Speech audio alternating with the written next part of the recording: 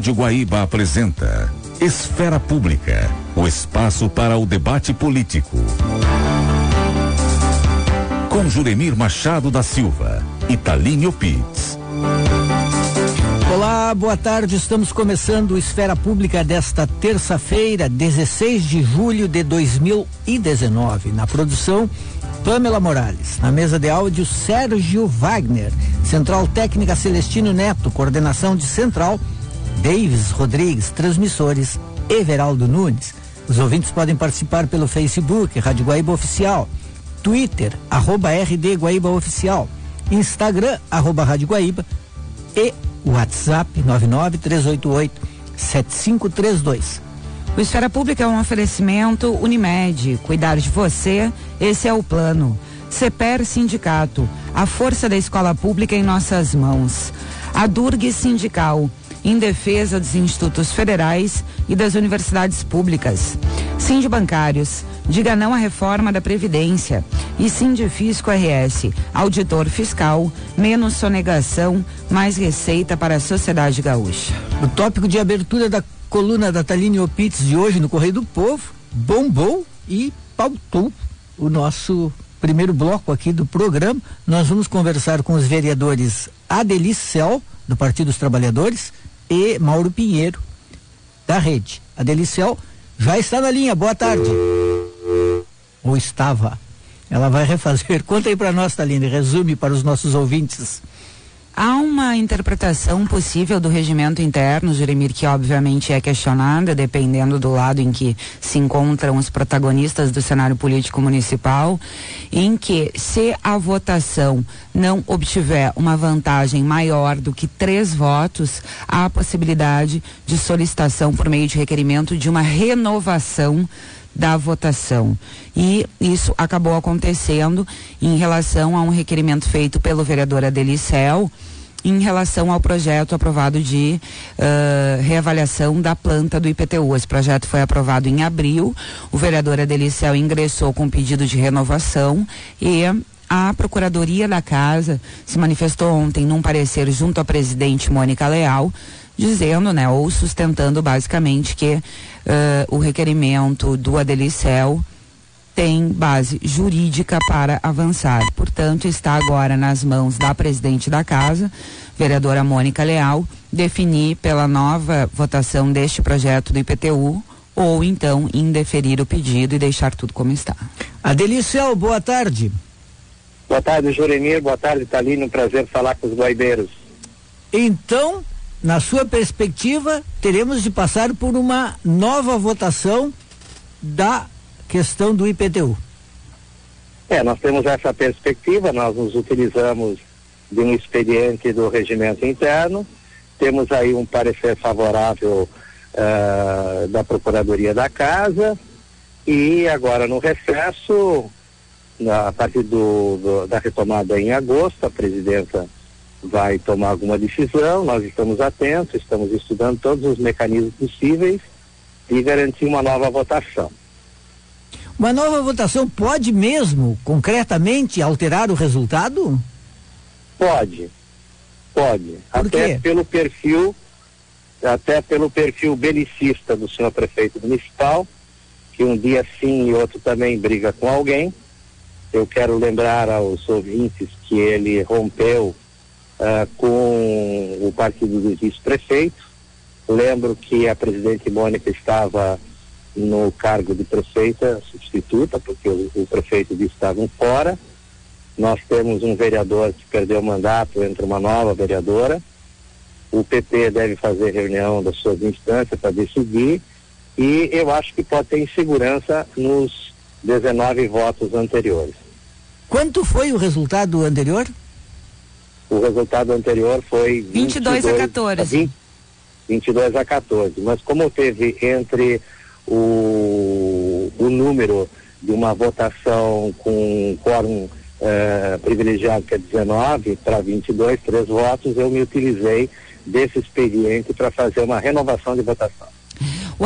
um dos argumentos da assessoria da Prefeitura de Porto Alegre, vereador, é que no caso de esse parecer da Procuradoria da Casa passar a ser considerado vigente, as votações com maioria simples precisariam sempre de 23 e não mais 19 votos, o que representa aí quase 2/3 da Câmara, que passaria a ser 28.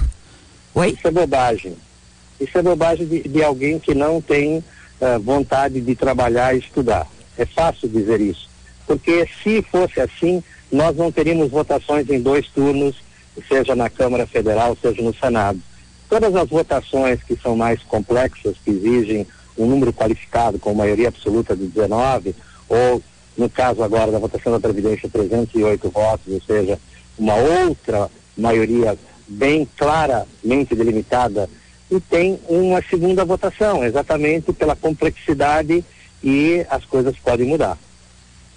Vereador Adelicel, eu acho que tem que explicar um pouquinho mais a questão da diferença de votos. Porque sim, por favor. Teria que ter mais de 3 votos acima do quórum exigido, é isso? Porque 22-14, o raciocínio primeiro tem 8 votos de diferença. Se nós pegarmos essa questão entre o número menor de votantes que, no caso, rejeitaram a proposta, e o número que aprovou a proposta é mais de 3, mas entre o número exigido de 19 para 22 dá 3 votos. É neste particular que eu me baseei para fazer o pedido. Está no regimento interno. Se houver uma outra leitura do regimento interno, bom, talvez... O que diz literalmente o regimento interno? Não, eu estou na rua nesse momento, eu não tenho a redação, eu não tenho a redação à mão, mas a diferença fala de 3 votos. Eu me baseei exatamente. Já tem um caso anterior a esse, vereador Adeli, que é envolvendo um pedido de renovação de votação do vereador Mauro Zacher. Sim, exatamente. Bom, que foi exatamente a mesma situação.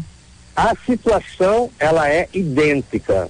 Agora, a gente nunca pode pegar a questão do direito de uma forma única e exclusivamente comparativa entre um tipo de votação e outra, porque tem um conteúdo. Uma coisa é a questão da Previdência, que era favas contadas, que ia ter uma maioria. No caso do IPTU foi muito peleado, houve uma mudança de 5 votos naquele período anterior por causa de um partido que entrou para o governo, etc e tal. Bom, eu estou usando um expediente legal que a prefeitura acione os seus mecanismos legais para contestar, elas por elas. Eu fiz o meu dever. Eu quero estar ao lado do povo de Porto Alegre, que tentou de várias maneiras mostrar que essa forma do IPTU estava errada. O prefeito não nos ouviu, vou usar o mecanismo formal do regimento, ponto. Vereador, agora a prerrogativa é exclusiva da presidente da Câmara, a vereadora Mônica Leal, determinar se o pedido vai para frente, ou portanto se vai para análise na Comissão de Constituição e Justiça e plenário, ou se não vai, é isso? Exatamente. Como eu pedi também efeito suspensivo, vamos verificar qual a posição da presidente. Eu respeito as instâncias da Câmara. Primeiro, a palavra da presidente.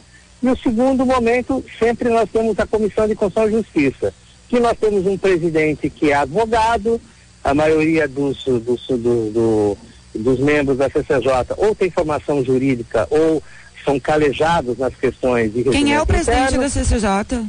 Ricardo Gomes, da bancada do PP, que votou contra o projeto. Mas ele tem tido como eu sempre uma postura de nos basear na legislação e no regimento interno. Isso que nós vamos fazer. Agora, para dizer isso em outros termos, são 36 vereadores. Então, para não ter nenhum tipo de contestação, precisaria ter sido aprovado com 23 votos e não com 22. Não. Quer dizer... Eu vou lhe confessar, não consigo entender. Poderia ter sido aprovado por 19 votos, que é a votação teve 22. Normal.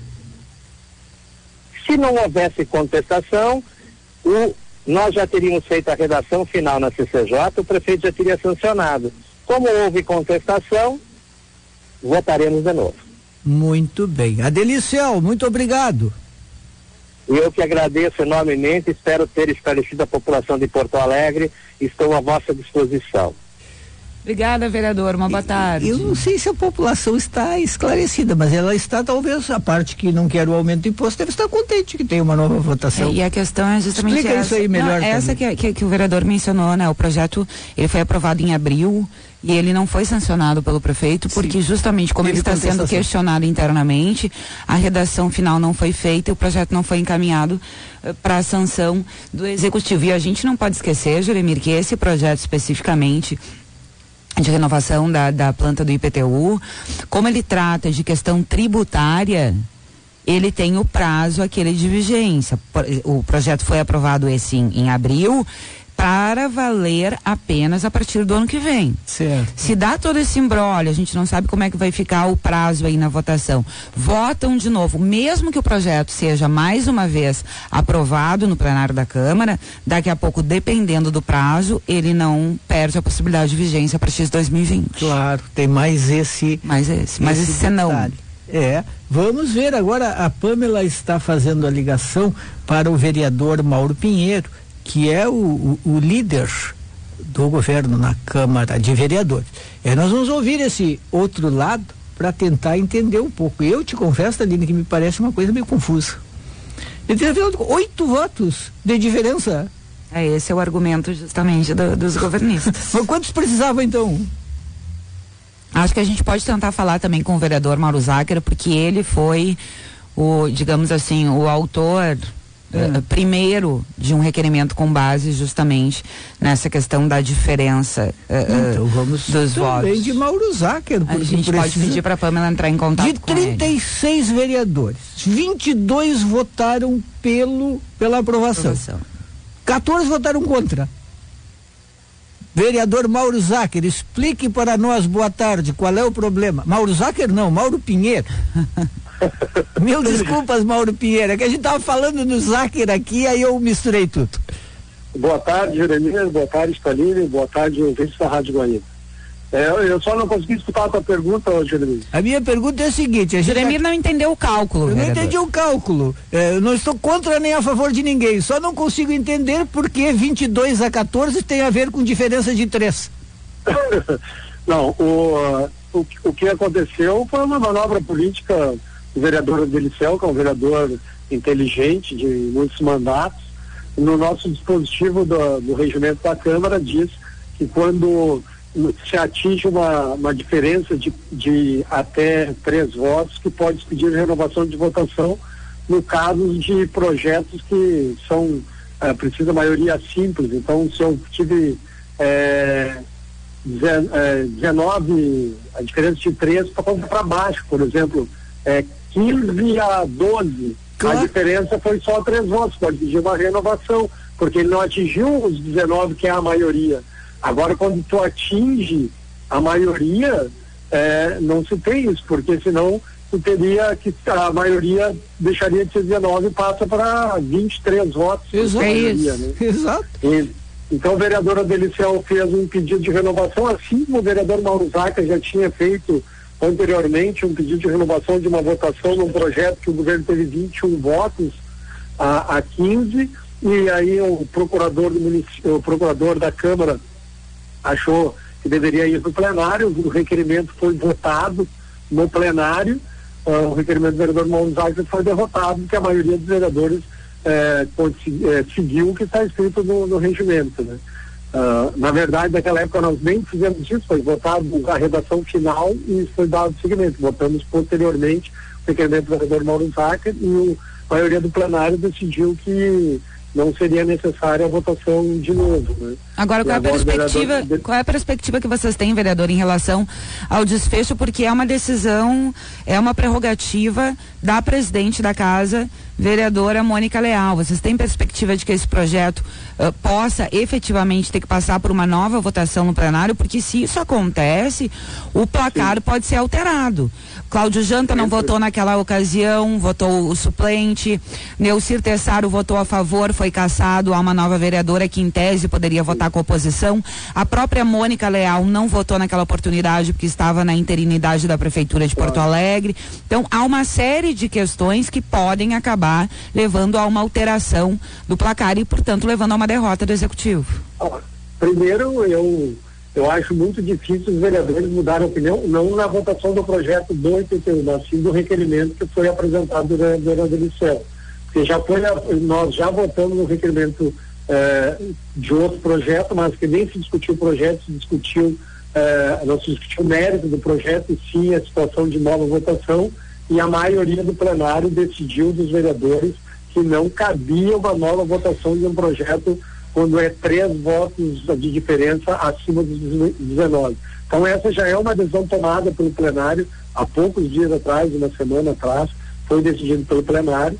Então eu não acredito que o requerimento do vereador Adelicel seja votado, talvez não seja nem votado. Se for votado, eu não acredito que os vereadores vão decidir diferente do que decidiram na votação de um outro requerimento. Então eu acredito que esse não vai prosperar o requerimento do vereador Adelicel. Pelo que eu conversei com a presidente da casa, ela pediu para a procuradoria um parecer do procurador, e agora ela vai tomar a sua decisão. A decisão é da presidente da casa, nós respeitamos a decisão que ela vier a tomar, mas eu não acredito que os vereadores sejam influenciados de tomar uma decisão diferente da que foi tomada na semana passada. Agora, o senhor não acredita, então, de reflexos da crise política entre o governo e o PP, porque o PP é o partido do vice Gustavo Paim. O prefeito Nelson Marquesan Júnior foi muito incisivo numa entrevista, inclusive aqui no Esfera Pública, disse que o PP está fora do governo, que o PP é a oposição e que, portanto, será tratado como tal, que os CCs, os indicados vão ser exonerados. Claro, a gente espera uma postura institucional da presidente da casa, Mônica Leal, mas o fato é que são progressistas que estão em cargos estratégicos nesse episódio, como a presidência da Câmara com a Mônica Leal e a presidência da Comissão de Constituição e Justiça com Ricardo Gomes, que inclusive deixou o secretariado por ser contrário a esse projeto. Eu tenho certeza que tanto o vereador Ricardo Gomes e a vereadora Mônica estarão acima das divergências políticas e partidárias nas suas decisões, principalmente em cima do regimento da casa. O vereador Ricardo Gomes é um excelente, além de vereador, é um excelente advogado, e eu tenho certeza que ele não vai tomar uma posição pela sua doutrina, pelo seu pensamento quanto à lei do IPTU. Ele vai tomar uma posição jurídica, se tiver que tomar, porque juridicamente está claro que não é claro a decisão do plenário, e tenho certeza que o vereador Ricardo Gomes votou favorável contra o requerimento do vereador Mauro Zácaro, que é exatamente o mesmo requerimento do vereador Adelicel. Tenho certeza que tanto um quanto outro são superiores às suas divergências políticas momentâneas entre o PP e o PSDB e terão uma postura digna. Então, tenho certeza que eles manterão as suas posições. Vereador Mauro Pinheiro. Quanto isso da postura do vereador Ricardo Gomes e da vereadora Mônica Leal. Vereador Mauro Pinheiro, muito obrigado, um abraço. Nós que agradecemos a oportunidade de esclarecer os ouvintes da Rádio Gaúcha. Um grande abraço. Já está na linha conosco o vereador Mauro Zacher. Boa tarde. Boa tarde, Ramiro. Boa tarde, Taline. Boa tarde aos ouvintes de vocês. Obrigado pela oportunidade. Estamos tentando entender esse imbróglio, eu especialmente, em torno dessa diferença de votos. Porque, vereador Mauro Zacher, se 36 vereadores votaram, a totalidade da Câmara, 22-14, então teria que estar fixado em algum lugar que nesse tipo de caso, para ganhar, precisaria 23 votos. Não, na verdade, Venira, a Câmara ao longo dos anos teve uma interpretação, né, da qual eu me somava a essa interpretação tua, e que a Câmara se baseou. no entanto, diante de uma complexidade que se tem ao longo dos anos, a gente vai construindo novas interpretações. E para nós, ali no regimento, no artigo 996, fica muito claro que a diferença de 3 votos é em relação ao quórum. Se o quórum é 19 votos, então significa que nós poderíamos pedir uma renovação de votação. Mas foi então... isso que nós fizemos lá na votação onde o governo aprovou a previdência complementar. E nós entramos com o requerimento junto ao presidente da casa, que se eu aqui me recordo era o vereador Walter, que indefiniu, isso tramitou pela Procuradoria, pela CCJ, perdemos em plenário. Mas há ainda um questionamento. Quem lê ali o artigo realmente percebe que há uma interpretação muito clara a nosso favor. Se em relação ao quórum, que é 19, quer dizer que teríamos 3 votos para cima. Mas aí alguns dizem, não, mas então aqui nós estaríamos revendo várias e outras votações do passado. Não, porque o pedido de renovação é até uma sessão. Quer dizer, nós solicitamos. Né? Então, o senhor concorda comigo, vereador Zacher, que nessa perspectiva o cálculo é uma questão matemática. Se com 22 votos não vence, então é no mínimo 23. Exatamente. Não é que não vence. 23 quanto qual é a porcentagem de 36? É que dá margem para o questionamento. Se ninguém questionar, tá tudo certo. Se questionarem, dá problema. É isso, vereador? Exatamente. Não é que não aprove. Nós não estamos deixando no quórum. O quórum é o que está escrito no regimento, que a possibilidade do pedido de renovação está acima de 3 para cima ou 3 para baixo em relação ao quórum. É só isso. É isso que está no regimento. É por isso que nós entramos com aquele pedido. Perdemos o nosso requerimento, foi indefinido pelo presidente em primeiro momento, depois tramitou pela CCJ e perdemos o nosso requerimento do plenário.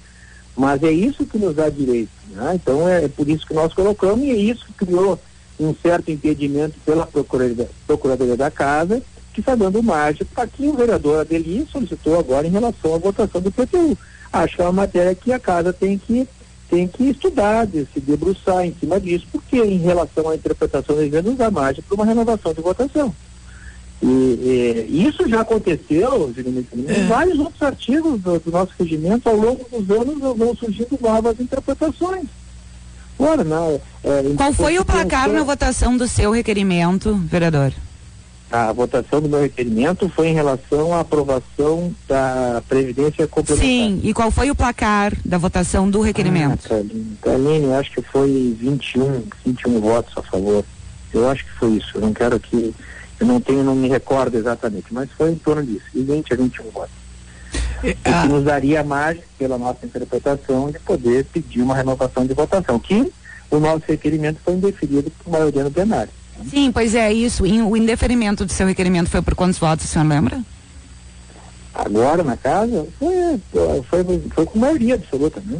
Então, sinceramente, os números eu não me recordo. Porque, em tese, esse deve ser o mesmo entendimento aplicado ao requerimento do vereador Adeli, se de fato ele chegar ao plenário. Pois é. Mas, assim, essas coisas também a gente, esses entendimentos a gente vai construindo ao longo do tempo também, Adeli. Talvez alguns vereadores que não tinham esse entendimento até então começam a entender que há ali, no regimento, algo que nos deixa a margem para a discussão. É isso que nós estamos discutindo com os vereadores. Nós estamos aqui inventando. Vereador, Oi. Se 19 estivessem presentes, apenas 19, dava para votar. Sim. E aí? Exatamente. O resultado não podia ser 10-9. O resultado não podia ser 11-8. Tinha que ser, no mínimo, 12-7. Isso? Mas é o seguinte, para a aprovação dessa legislação é necessário que tenha 19 votos. Então. Tem que ter 19 votos. Só não é só o... Sim. Não é só o... Mas teve 22, vereador. Senão cai o quórum da casa. Se, por exemplo, abrisse a votação e só 18 votassem, cai o quórum. Sim. Tem que se reabrir a votação na próxima sessão. Sim, claro. Nesse caso, deu 21, se não aqui, né? O 21. Se deu 3 a mais, eu podia assim, 3 Foi 22 a 14. 22 a 14 o IPTU. Foi? 22 a 14. Então. São 8 votos de diferença. Não, em relação ao quórum, Juremir. Não, todos os... Não, Juremir, o que está escrito no regimento, eu sei que qual é a leitura que você está fazendo. Eu estou fazendo... Mas nós estamos usando o regimento. É 3 votos em relação ao quórum. O quórum é 19. Vereador, 19 votos plenário, cai o quórum. Eu só estou polemizando com eu estou entendendo o seguinte, que os 36 vereadores estavam presentes e votaram, foi 22 a 14. Não, mas se não tiver o quórum de 19, caiu. Mas tinha 36. Não, mas o quórum, o que está estabelecido, é aí que está a nossa interpretação. Para mim é esotérico. O quórum é 19. Para mim é esotérico. 36 vereadores, a totalidade comparece, 22 votam a favor, 14 contra, toma um chocolate e diz que a diferença tem um problema em relação a 3. Foram 8. Juremir, pois é. Esse regimento está muito mal escrito. Pois é, é tão válido a nossa interpretação e a nossa discussão que a Procuradoria da Casa não parece favorável ontem. Pois é. Quem trabalha diariamente com o regimento da Casa. Né? Então, assim, para nós é muito claro o quórum. O quórum 19 usaria mais. Essa nossa discussão nós perdemos em plenário. Mas deu margem para que o vereador dele também entrasse em relação ao IPTU. A Casa agora pode discutir. Mas quando todos estão presentes, se coloca a questão de quórum? Se não tiver... Faz sentido falar em quórum quando se nenhum dos placares, vamos ver se eu consigo aqui. Se nenhum dos placares, nem dos votos contrários, nem dos votos favoráveis, for superior em relação ao número mínimo do quórum necessário, que é 19, a votação pode ser questionada. É isso, vereador? Essa é a nossa leitura. Não é o que a Casa historicamente... em relação ao quórum mínimo, 3 em relação ao quórum mínimo. É isso que está claro no regimento. É melhor escrever em algum lugar do regimento assim, em certas votações, ou em todas, não sei, só se ganha se tiver 23 votos. Não. Mas é isso? Aí tu muda. Com 22 perdeu? Com 22 está sendo questionado? Não, Juvenil, isso só se algum vereador pedir uma renovação de votação. Mas não faz sentido pedir. Se não pedir renovação de votação, está aprovada a lei. Mas é que eu não consigo entender a base para pedir. Se 22 votaram e ganharam 22. Tu pode não concordar, mas é o que está escrito no regimento. E essa é a nossa interpretação. Sim, aliás, é tão válida a interpretação que a Procuradoria deu um parecer favorável. Sim, o que eu não entendo é a lógica do negócio. Porque mas a lógica é o que está escrito. Pode ser que pense, mas então está mal escrito, está mal escrito. Está muito mal escrito. Ah, bom, aí sim. Então nós temos que, mas nós temos, o que nós vamos nos basear no que está escrito? Se está escrito isso. Vamos imaginar uma decisão de um campeonato de futebol, 22 a 14, tem que jogar de novo. Se tiver escrito no regimento. Tem que jogar de novo, porque só ganha o campeonato se for 23 a 13. Não, mas não é isso, né? O que dá direito é uma renovação de votação. E é o que está escrito, gente. Então, por isso que nós, aliás, eu estou aqui sendo aqui muito claro para vocês que, historicamente, eu sou vereador de alguns mandatos, nós sempre tivemos uma outra interpretação. Uma releitura do regimento nos fez questionar, bom, se isso não é o que nós estamos historicamente tendo a interpretação, então mexemos no regimento. Vereador. Do jeito que está redigido, nos dá margem para que a gente possa questionar. Tanto estou reforçando assim, que a Procuradoria da Casa, que está diariamente trabalhando com o regimento, julgar um parecer favorável. Vereadora, o seu requerimento foram 24 votos contra e 8 a favor do seu requerimento. E nosso colega aqui, o Lucas Rivas, passou a informação que a Comissão de Constituição e Justiça está analisando não sei se um entendimento, uma nova regra, uma análise, um parecer, justamente para tentar acabar ou minimizar com esses embrólios que vêm sendo causados por essa diferença e por essa possibilidade de interpretação do regimento interno. Qual é a sua avaliação sobre isso? Uma avaliação que a Casa permanentemente tem que fazer discussões em relação ao regimento. Aliás, o regimento tem artigos muito antigos. É necessário. Não, nos dá margem para que a gente possa vir em algumas votações polêmicas realmente entrar em discussões. Aliás, vamos aqui relembrar que Em vários momentos nós conquistamos liminares nessa legislatura, né? Liminares que nos levaram, muitas delas baseadas realmente no regimento. É necessário que se faça uma alteração. É natural do processo do regimento que ao longo dos anos vai se alterando, né? E vão surgindo novas situações. Nós estamos diante de uma, que nós não tínhamos uma leitura, uma interpretação dela no passado. Bom, é um assunto polêmico, é o IPTU, mas poderia ser outra. Tem tantos assuntos polêmicos que surgem de projetos, tanto do executivo como não. Quer dizer, o que nós, aliás, isso não é uma coisa nova, essa é nosso requerimento, já é uma coisa do passado. Poderia a casa estar promovendo isso, cabe a mesa diretora, junto com os vereadores, promover aí alterações necessárias. Agora, do jeito que está redigido, nos dá margem para essa interpretação. Tanto é, quero reforçar aqui pela terceira vez, que a Procuradoria deu parecer favorável em cima do requerimento do vereador Velino. Vereador Mauro Zaccheri, muito obrigado por nos atender. Um abraço. Eu que agradeço a oportunidade e espero que a casa sempre possa construir caminhos que venham aí ajudar e melhorar. Nós estamos sempre com essa disposição, embora o assunto IPTU seja um assunto que nós temos assim uma posição muito clara desde o início, contrárias, né, a esse projeto que o governo insistiu, conseguiu depois de 2 tentativas frustradas, né, na terceira conquistou, e nós mesmo diante dessa dupla interpretação, nós temos uma clareza de que é um projeto muito ruim para a cidade. Uma boa tarde, obrigado. Obrigada, vereador. Vamos ao intervalo. Atrasamos um pouquinho, mudamos um pouquinho aqui o que estava previsto. Já conversou lá com o pessoal, Pamela, que nós atrasamos nossos convidados que estão marcados. Sindibancários, diga não à reforma da Previdência. APCF-RS, Associação do Pessoal da Caixa Econômica Federal do Rio Grande do Sul, coragem para construir o bem comum. Sindifisco RS, auditor fiscal, menos sonegação, mais receita para a sociedade gaúcha.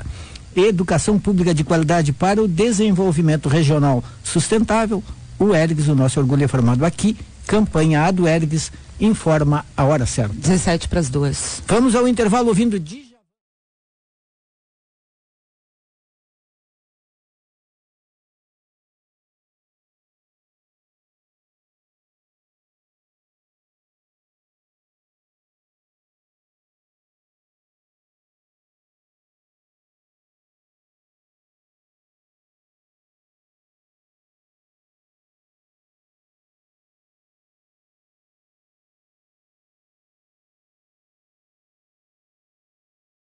São homens e mulheres com 40 anos ou mais. Dados do Ministério da Saúde alertam que no Brasil esse ano surgirão mais de 60 mil novos casos de câncer de próstata. Prostfin gotas prostáticas auxilia na prevenção de inflamações, dores e inchaços na próstata, alivia sensações de bexiga sempre cheia, queimação e dor ao urinar. E para as mulheres, auxilia no tratamento da cistite. Previna-se. Prostfin gotas prostáticas. As gotas que valem ouro, pois ajudam a salvar vidas. Persistindo os sintomas, seu médico deve ser consultado. Este áudio terá 30 segundos. Dentro dele, pelo menos 4 pessoas sofrerão algum tipo de violência no país. Em poucos minutos, a violência terá causado uma morte por arma de fogo. Durante cada segundo, a criminalidade avança e a omissão só encoraja o crime. Mas é também a cada segundo que temos uma nova oportunidade de quebrar este ciclo. Um segundo contra a violência. Você decide se ela avança. Iniciativa dos veículos de comunicação do Rio Grande do Sul. A máscara do governador Eduardo Leite caiu. Prometeu manter o Banrisul público, mas pendura o banco em uma ação ordinária. Chegou a dizer que era crime pagar dívida com privatizações. Vai fazer o mesmo porque não tem projeto de investimento. Governador Leite, o senhor não nos engana. Vai vender tudo sem ouvir o povo no plebiscito. Vai aumentar a dívida pública e empobrecer o Rio Grande. As privatizações são um péssimo negócio para todos nós. Sindibancários, diga não às privatizações.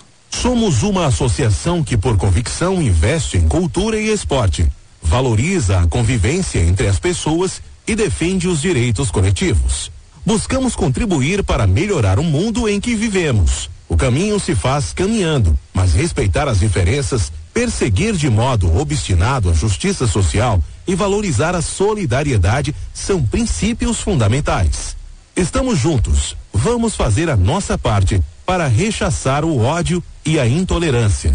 APCF-RS, coragem para construir o bem comum. A cobrança de créditos tributários cresceu muito em 2018. Com isso, a arrecadação de ICMS superou o valor real do ano anterior, ultrapassando em 2,73% o crescimento do PIB gaúcho estimado para 2018. Esses resultados fiscais positivos decorrem dos investimentos e do esforço da Receita Estadual. É o Rio Grande com mais dinheiro para enfrentar a crise por meio do trabalho dos auditores fiscais. Sindifisco RS, auditores fiscais, Receita para crescer. Opa, tudo bem? Sou Gabriel Medina. E eu sou do tempo em que se abre conta de banco pelo app. Do tempo em que o empréstimo cai na hora, na conta. E que se fala com o banco por mensagem. Eu sou do tempo que nem preciso estar com o cartão para pagar. Aí, como é bom o tempo que a gente vive, né? Para uma geração inquieta como a nossa e para todas as outras, um banco que não para. Bradesco, abra sua conta pelo app. É a sua chance de antecipar seu Fiat Zero. Não perca esta oportunidade e confira condições imperdíveis em ofertas.fiat.com.br. No trânsito, dê sentido à vida. Para começar bem o seu domingo, Rogério Mendelski lhe convida para uma viagem com música de qualidade. Classe especial, tradição e conforto com a música da Guaíba, aos domingos às 7 da manhã. Oferecimento Zafari e Bourbon. Economizar é comprar bem.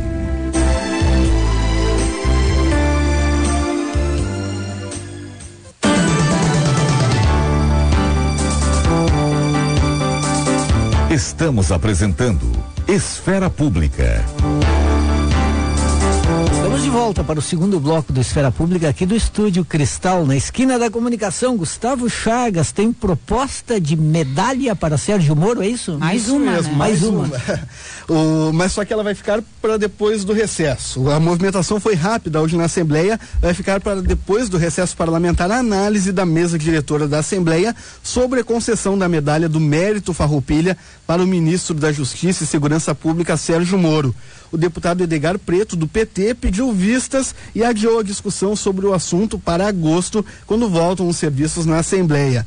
O autor da proposição é o deputado Capitão Macedo, do PSL. O parlamentar, que é do mesmo partido do presidente Jair Bolsonaro, disse que não acreditava que algum colega iria se opor à entrega da honraria e disse que Sérgio Moro se tornou uma pessoa de renome internacional em razão do combate à corrupção.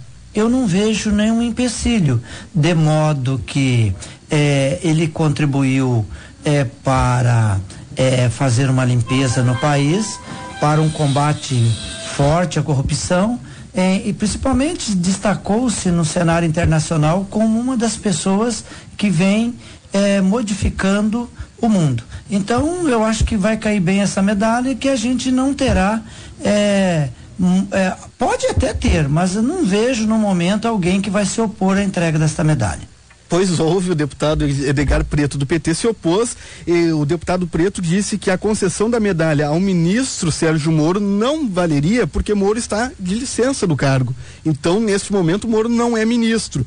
Daí o deputado Edgar Preto ainda completou, entre aspas, quando o Sérgio Moro retornar ao cargo, se retornar, o pedido da concessão da medalha poderá ser apreciado pela mesa diretora da Assembleia, fecha aspas, palavra do deputado petista Edgar Preto. Com isso, fica a expectativa, se Sérgio Moro voltar ao cargo, a Assembleia irá discutir se sim ou não ele merece a medalha do Mérito Farroupilha. Em outubro de 2015, a mesa diretora da Casa aprovou a proposição do então deputado estadual Marcel Van Hatten, que estendia a Moro a distinção.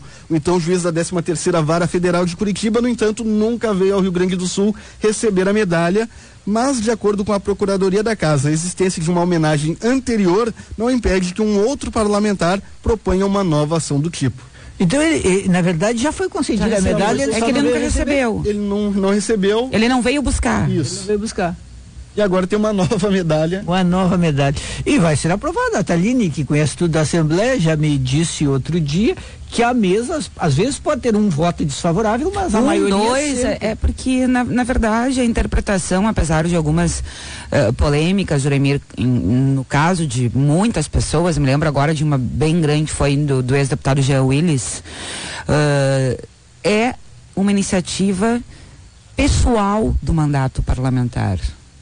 Então, por mais que possam ter posicionamentos na mesa e algumas críticas bastante incisivas, serve mais mesmo para marcar a posição. Eu não me lembro de um episódio em que a mesa tenha recusado a tentativa de homenagem com a medalha do Mérito Farroupilha. O deputado Capitão Macedo ainda falou que o ministro Sérgio Moro prestou serviços ao Rio Grande do Sul enquanto ministro, citando a entrega de viaturas e armas para a polícia, a Brigada Militar e a Polícia Civil aqui no estado, e também o projeto anticrime. Só que o projeto anticrime ainda não passou por avaliação dos congressistas em Brasília.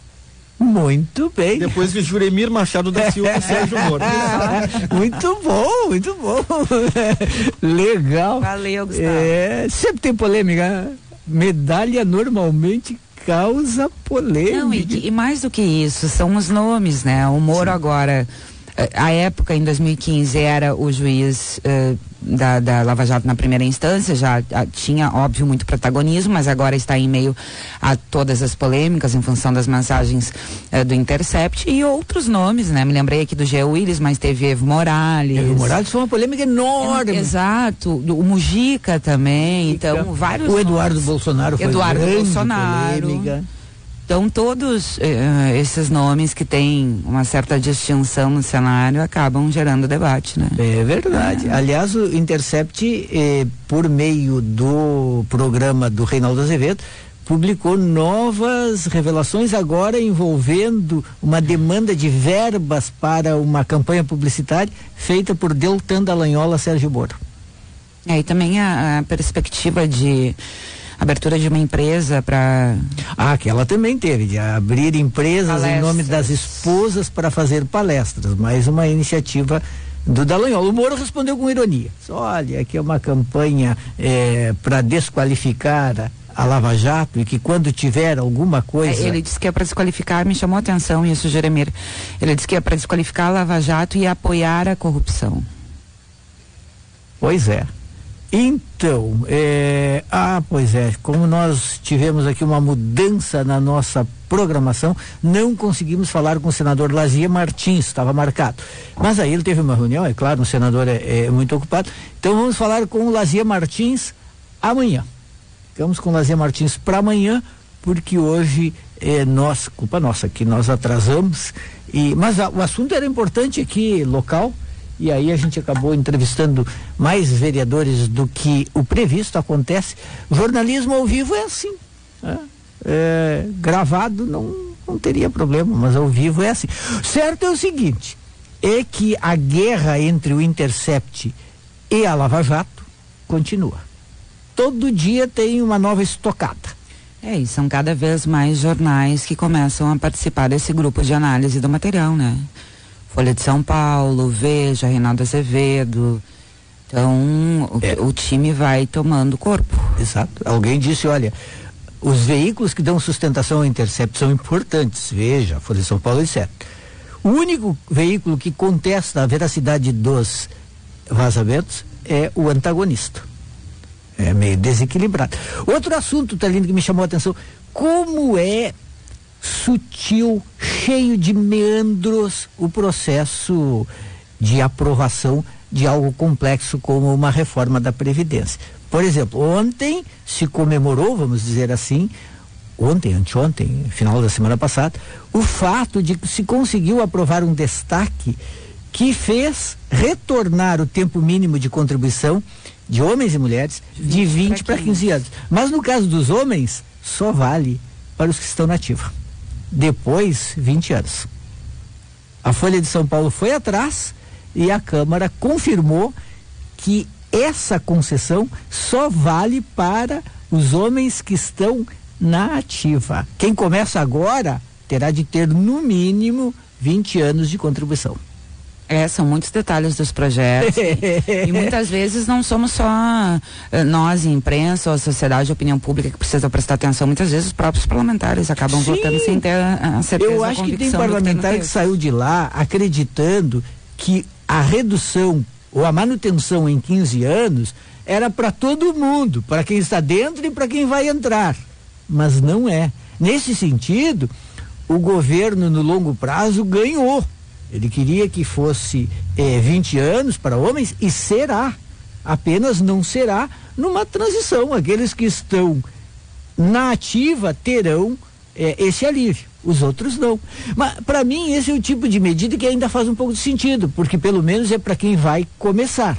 Já começa sabendo a regra do jogo. Isso. Embora seja muito duro, porque a maioria dos brasileiros não consegue contribuir por 20 anos. Esse é o problema. Por que se fala que aumenta a desigualdade? Porque a maioria dos brasileiros não consegue contribuir por 20 anos. Eles trabalham, não é que eles não trabalhem 40 anos, até mais. Só que eles não têm contribuição. Eu tenho 22. Tu tem 22, tem um bom tempo aí. O mais fácil. E me faltam tantos. O mais fácil de pensar agora é o seguinte: que idade tu tens e quanto tempo falta para tu chegares aos 62 anos? Bastante, graças a Deus. Por outro lado, muito melhor estar longe dos 62, dos 65. Não se pode ganhar tudo. Não. Quer ficar mais tempo em vida, melhor não estar tão próximo da aposentadoria. Esse é o raciocínio que tem de fazer nessas matemáticas tão complicadas. Muitos recados aqui. Hoje, Juremir, só para mencionar, é a última sessão deliberativa da Assembleia Legislativa antes do recesso parlamentar. Havia toda uma expectativa de possibilidade de votação daquele projeto que também gerou polêmica de autoria do Ministério Público, que extingue cargos e cria outros, e que há uma divergência, pelo menos interpretações distintas em relação ao impacto financeiro dessas extinções e criações de cargos. E, portanto, havia então essa expectativa de uma possibilidade de acordo para a votação do texto nesta última sessão deliberativa antes do recesso. Não foi possível, e esta então é mais uma proposta que vai ficar para análise após o fim do recesso parlamentar, portanto, somente em agosto. Vem aí a Camila Diesel com o Guaíba Notícias, depois do intervalo comercial. Já voltamos.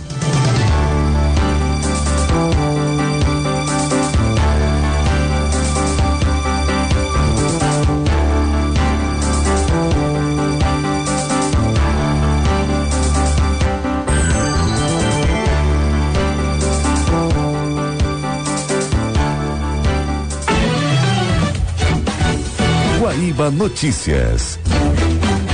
2 horas, em Porto Alegre, 14 graus. A Prefeitura da capital inicia na próxima quinta-feira obras para a instalação de barreiras de concreto no corredor de ônibus da Avenida Protásio Alves. Serão instaladas 414 unidades de barreiras de concreto na extensão entre o Hospital de Clínicas e o Colégio Santa Inês, totalizando 1.635 metros.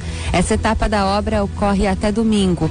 No total, 6 estações com uma média de 250 metros de extensão cada receberão serviço. A primeira edição do projeto Sopa Solidária ocorre hoje em Campo Bom, no Vale dos Sinos. A ação é coordenada pela Secretaria de Desenvolvimento Social e Habitação, junto com o grupo de voluntárias Elas por Elas. A ação atenderá a famílias em situação de vulnerabilidade social do bairro Aurora. Informações do trânsito. Tempo bom em Porto Alegre, agora na Caldas Júnior, 14 graus. A economista Christine Lagarde, indicada à presidência do Banco Central Europeu, apresentou seu pedido de renúncia do cargo de diretora-gerente do FMI. A renúncia vale a partir de 12 de setembro e David Lipton permanece como diretor-gerente interino do órgão. O FMI também anunciou que comunicará o processo de seleção do próximo diretor-gerente da instituição. Guaíba Notícias, próxima edição às 3 horas.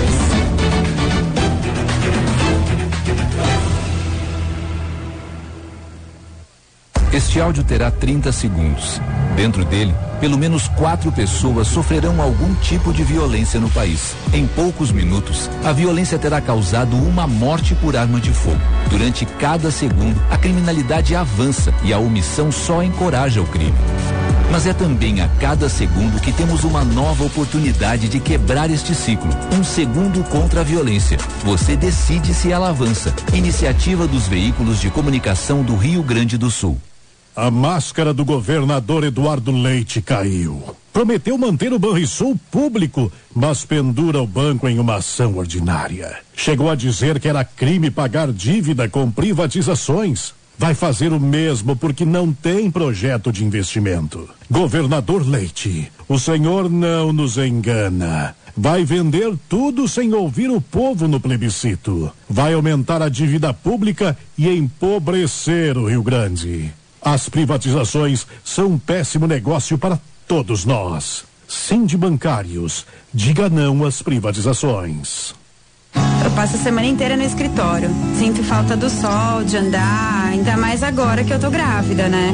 Eu como muito mal, mesmo trabalhando em casa. Só que eu tenho uma filha, né? Então eu preciso mudar isso. Dar aula me toma muito tempo. Eu preciso voltar a correr, mas estou sempre adiando. Mudar um hábito não é fácil, mas é possível. Você só precisa se colocar na agenda. E a gente pode te ajudar nisso. Saiba mais. www.mudeumhabito.com.br. A proposta de reforma da Previdência que o governo quer aprovar ataca especialmente as mulheres, aumentando em 10 anos, na média, o tempo para que elas se aposentem. A reforma da Previdência não é justa com as mulheres e nem com ninguém. A aposentadoria é nosso direito. A Dorg Sindical, em defesa de uma aposentadoria justa.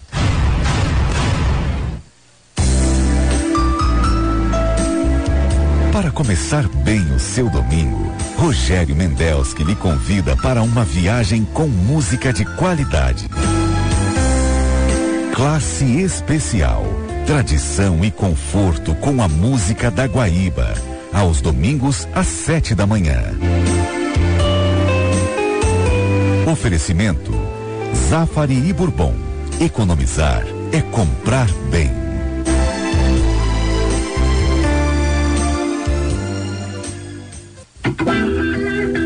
É a sua chance de antecipar seu Fiat Zero. Não perca esta oportunidade e confira condições imperdíveis em ofertas.fiat.com.br. No trânsito, dê sentido à vida.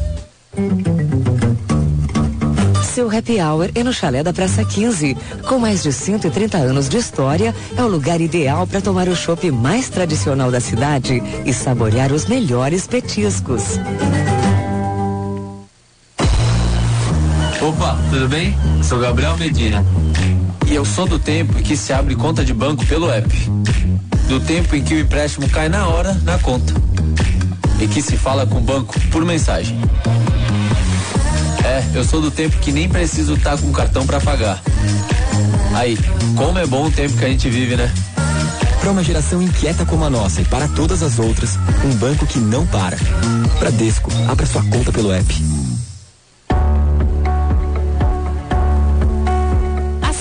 Sua cidade, você é o verdadeiro responsável por ela. Prestigie a comunidade, tente aproveitar ao máximo as feiras locais. Fortaleça a economia da sua região. Você é a sua cidade. Assuma a sua cidade. Você é o verdadeiro responsável por ela. Uma campanha da Rádio Guaíba.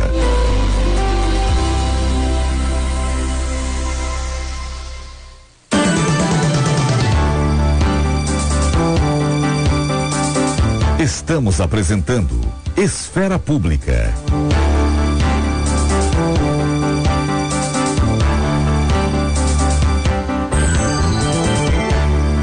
Estamos de volta para o terceiro bloco do Esfera Pública aqui do Estúdio Cristal, na ensolarada esquina da comunicação. Na linha conosco, senador gaúcho pelo Partido Progressista, Luiz Carlos Reins. Boa tarde. Boa tarde, Juremir, boa tarde, Taline, boa tarde aos amigos ouvintes da Rádio Guaíba. Prazer mais uma vez falar com vocês. E primeiro, parabéns, Juremir, pela medalha que é recebida do Mérito Farroupilha, pelos seus trabalhos aí. Acho que uma justa homenagem e tu recebesse aí, então parabéns pelo Mérito Farroupilha. Muito obrigado, senador. Gentileza sua lembrar disso. Muito obrigado. Senador Reis, agora daqui a pouquinho a bola irá para o Senado, depois da aprovação em segundo turno da reforma da Previdência, que deve ser mais rápida, a bola vai para o Senado. O senhor entende que poderão acontecer mudanças substanciais no Senado ou se restringirá a tal PEC paralela para tentar incluir estados e municípios e já vai estar de bom tamanho? Nós já estávamos aguardando, né, que a Câmara tivesse encerrado esse assunto no final de semana e acabou ainda o segundo turno não sendo votado lá na Câmara. Ok, será votado apenas naquela primeira semana de agosto, porque hoje nós receberíamos, estava tudo acertado, que hoje nós estaríamos lendo essa matéria no Senado para iniciar já o processo de discussão no Senado Federal. Como isso não ocorreu, deverá ocorrer na Câmara e depois no Senado, já no segundo turno, né? Mas seguramente nós temos conversado com os senadores, né? E já inclusive discutindo outro dia o governador Eduardo Leite, o governador Ratinho Júnior, o próprio deputado, o governador ex-deputado Wellington Fagundes, né, lá do estado do Piauí, do PT do Piauí, então tiveram conosco num debate lá numa comissão especial, nós discutimos a questão da inclusão dos prefeitos e também dos governadores e dos estados, né, das prefeituras no caso. Então isso já é um consenso, dizer, nós temos consenso não, mas já existe a grande maioria dos senadores e senadoras que concordam com essa ideia da inclusão, né, dos estados e dos municípios aí aqui no Senado Federal, quando ela chegar no Senado.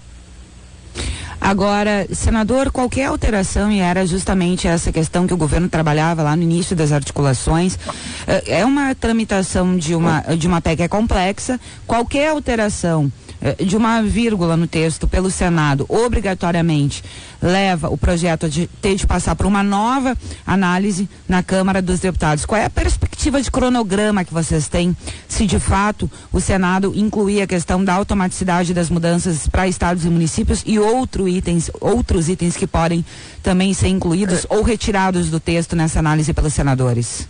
Eu vou me ater apenas a esse tema, que outros temas nós ainda não debatemos mais profundamente, mas nessa questão já estamos conversando já há algumas semanas da inclusão de estados e municípios. Nós podemos aprovar a reforma como está, por exemplo, poderá ter alguma modificação, mas vamos dizer que ela aprove como ela está.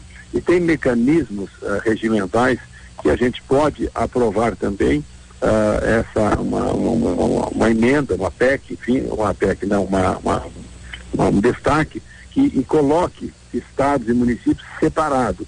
Ele pode andar, o projeto como vem da Câmara, com algumas modificações, não vou dizer que ele vai ser aprovado por inteiro, né, mas esse projeto em si seria aprovado, né, normalmente em primeiro e segundo turno na Câmara, no Senado, e depois, né, já trabalharíamos paralelamente à questão dos estados e municípios, e que estaria então voltando para a Câmara apenas essa parte dos estados e municípios. Existe regimentalmente, é possível. Conversava com o presidente da Câmara ainda na Mas ele é um destaque em separado, então ele não fica Sim. incluído no texto da PEC? Ele não seria incluído para não dar problema, porque aí lá pelo mês de setembro poderíamos concluir a votação no Senado, esse projeto ir para o Palácio Planalto, ser sancionado, a parte que nós acertarmos, né, que não precisaria voltar para a Câmara. E voltaria apenas para a Câmara a questão específica dos estados e municípios. Agora, vocês têm perspectiva de uma mudança na avaliação dos deputados federais? Porque o governo justamente não conseguiu emplacar essa questão da inclusão de estados e municípios, mesmo com toda a articulação e negociação de muitos governadores e prefeitos da própria Confederação Nacional dos Municípios, porque os deputados federais não estavam dispostos a arcar sozinhos com o desgaste político da reforma. E a ideia de retirar do texto estados e municípios é justamente deixar o desgaste, neste caso, para deputados estaduais e vereadores. Vocês acreditam numa mudança desse entendimento de análise política dos deputados federais, senador? Aline, eu tenho me manifestado no interior onde eu tenho andado, e a cobrança que eu faço dos prefeitos. Tem CNN, tem FAMURS, mas não houve um trabalho forte por parte dos prefeitos com os deputados federais. Essa é a razão principal. Então eles não se sentiram seguros e deixam agora o desgaste para os deputados estaduais, os vereadores, enfim, que esse assunto fosse resolvido nos municípios e nos estados. Então não houve esta pressão forte por parte dos prefeitos, garantindo uma segurança para o deputado, que muitos deputados irão concorrer a prefeitos no ano que vem. Não querem se dispor. Então esse é um fato. Essa pressão não existiu. E nós já estamos conversando. O Harold, que é nosso parceiro aí do Rio Grande do Sul, que é o presidente do CNM, ainda conversava comigo na semana passada, de juntarmos agora todos os prefeitos junto com os 3 senadores, o Lazier, o Paim e eu, tá? Cobrando. A minha parte não é problema. O problema, o Lazier também, seguramente que não. É o Paim teria que ser convencido para dar o apoio. E assim, nos demais estados eles fizessem essa articulação que não foi feita, né, com os deputados federais. E querem fazer agora, nessas 2 semanas de recesso, um trabalho com os senadores em casa para pegar o apoio nessa linha que eu estou falando. Senador Luiz Carlos Reins, o senhor, como todos sabem, é bastante ligado ao agronegócio. E um destaque apresentado pelo deputado gaúcho Jerônimo Gergen alterou substancialmente o texto base em favor de interesses da exportação e, nesse caso, muito no interesse do agronegócio. O senhor ficou satisfeito? Para o agronegócio, a reforma como ela está apresentada ficou bem?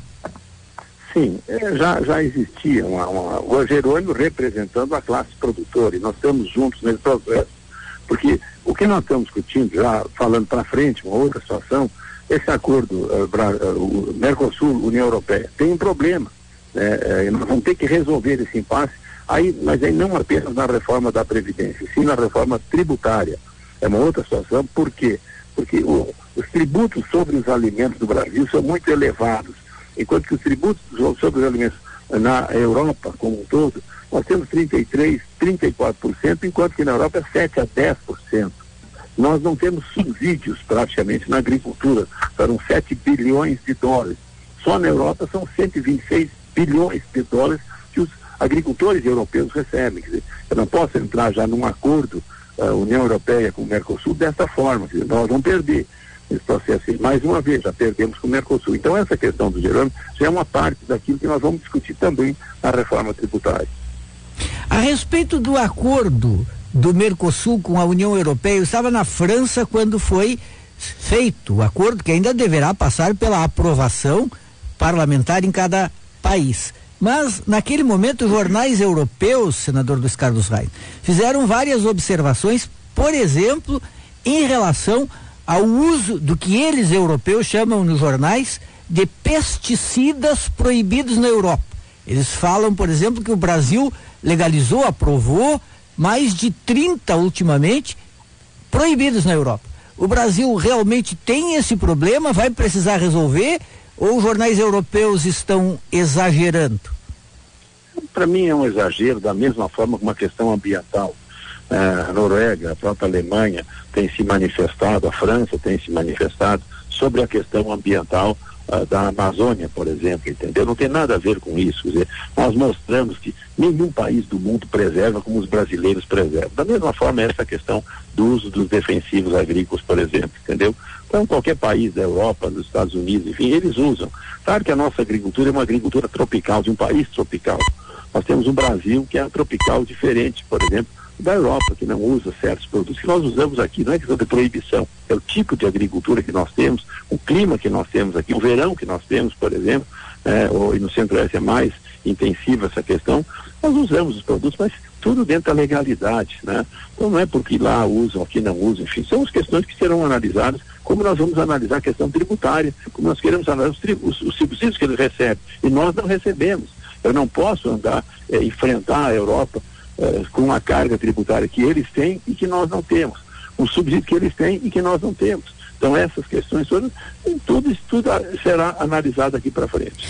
Agora, vocês não temem, senadores, senhores, que pode ser uma postura alarmista dos jornais, mas a população europeia é bastante digamos, posicionada em relação a essa questão dos agrotóxicos. Tanto que já há vários empreendimentos, vários mercados e a população, por uma iniciativa pessoal, não consumindo produtos brasileiros em função dessa questão. O senhor não acha que o Brasil já entra em desvantagem no mercado europeu e justamente em função dessa questão que aqui a gente trata como se não fosse nada, mas na Europa é um assunto tratado de forma bem mais incisiva?